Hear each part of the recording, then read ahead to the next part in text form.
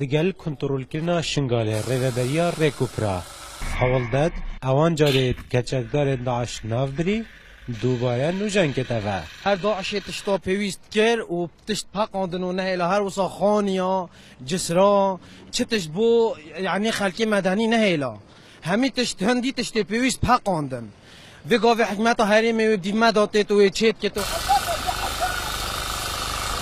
لیروش آوای دیجله تاکو شنگاله ریوبریا ریکوپرا حتی نها 4 پر درست کرنه اندازیار پریجید بیجه هر دورکا دست مفگیتی و پیشمرگه کنترول کردید ام ده کار تیدا کن داعش پاقاند ببو اوه امید هاتین دست بکن جسره که دای نسر حمولوی جی ده حتی که 85 طن راکت دریجوی جی 3 متر بجو امید حاضرین هر شولک هبید بینم امروی انده چی نویره او خدمت ریوبریا ریکوپرا و حکمت هریما کردستانه لینافچهت کنترول کری پیشکش کری حتی نها به تکلانانه لسر خرجیت وانه به گوتنا ریوبری سقبه کرنا ریکوپرال دهو که حتی نوکه حکمت عراق بچرانگا یا هاری کار نبوید گلوان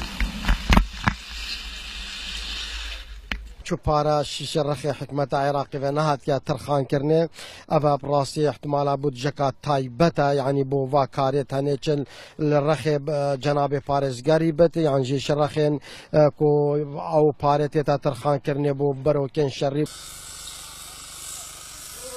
ولسر آسته باشور کردستانه ریوبریا ریکوپرین دهو که وکو ریوبریا کامیری زورترین شهید داینه حتی نها جمارا بوین 3 کس لی هر نافچکا داعش بجه هلا بید آسوارت خرابکاریل پاشخواه هلا بون لیو جهن پیشمرگه گهشتیه اکسر ریوبریین حکومی جی حولدن آودانیه لی بجه بکن کاران علی روداو ریاد ناف برا تلحفر و شنگال